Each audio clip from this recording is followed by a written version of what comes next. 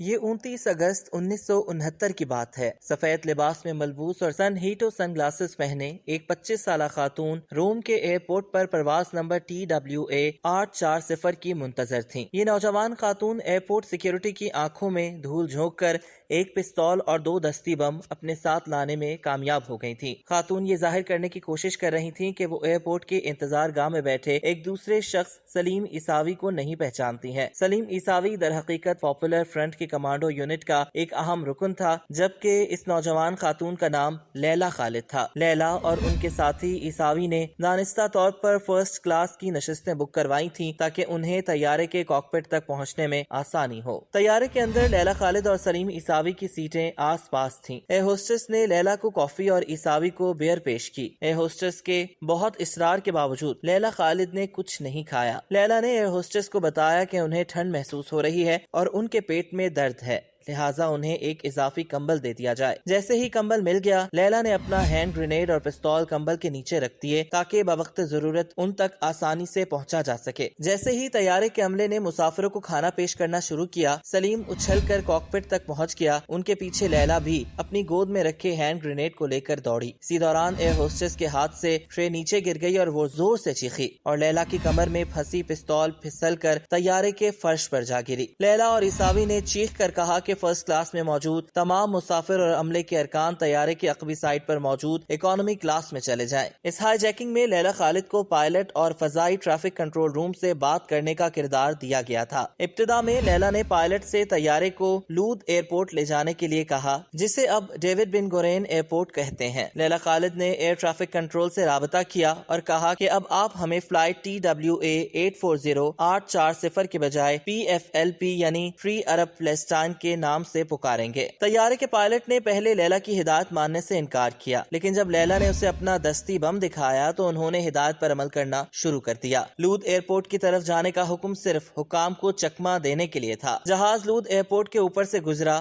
نیچے سینکڑوں فوجی اور ٹینک ہائی جیکروں سے نمٹنے کے لیے تیار کھڑے تھے۔ تب لیلا خالد نے پائلٹ کو طیارہ دمشق لے جانے کا حکم دیا۔ دمشق ایئرپورٹ پر لینڈنگ کے بعد سلیم عیساوی نے طیارے کے کاکپٹ میں دھماکہ خیز مواد ڈال دیا اور اسے اڑا دیا۔ ان کے بقول عوام کی جانب دنیا کی توجہ راغب کرنے کا یہ سب سے مؤثر طریقہ تھا۔ طیارہ ہائی جیکنگ کے بعد لیلا خالد عرب دنیا کی ہیروئن بن چکی تھیں۔ اس کے بعد لیلا خالد نے اپنی ناک، رخساروں، آنکھ اور منہ کی 6 جگہ سے پلاسٹک سرجری کرائی تاکہ ان کی شکل بدل سکے اور وہ دوسری ہائی جیکنگ کے لیے تیار ہو سکیں۔ ستمبر 1970 لیلا خالد نے لبنان سے یورپ کا رخ کیا۔ 4 ستمبر کو جرمنی کے اسٹٹگارٹ میں انہوں نے پیٹرک آرگیلو سے ملاقات کی، جو اگلی ہائی جیکنگ میں ان کے ہمراہ جانے والے تھے۔ یہ دونوں پہلے کبھی ایک دوسرے سے نہیں ملے تھے۔ 6 ستمبر کو دونوں اسٹٹگارٹ سے نیو یارک کا ٹکٹ لے کر ایک ساتھ ایمسٹرڈیم گئے۔ ایمسٹرڈیم میں یہ دونوں پرواز ELAI 219 سے نیو یارک جا رہے تھے۔ یہ دونوں طیارے میں سوار ہوئے تو انہیں معلوم نہیں تھا کہ ان کے 2 ساتھی جنہیں اس ہائی جیکنگ میں ان کی مدد کرنی تھی، انہیں ایئر لائن کے عملے نے نشستیں دینے سے انکار کر دیا تھا۔ ہائی جیکنگ کی منصوبہ بندی کرتے ہوئے یہ فیصلہ کیا گیا تھا کہ اس پرواز کے اغوا میں 2 سے زیادہ افراد کی ضرورت ہوگی، کیونکہ اس طیارے میں مسلح سیکیورٹی گارڈ موجود ہوتے ہیں اور طیارے میں سوار ہونے والوں کی 3 بار تلاشی لی جاتی ہے۔ اس بار لیلا خالد اور ان کے ساتھی اکانومی کلاس میں بیٹھے تھے۔ ان کے پاس ہتھیار تھے۔ لیلا کے پاس 2 دستی بم تھے۔ پیٹرک کے پاس بھی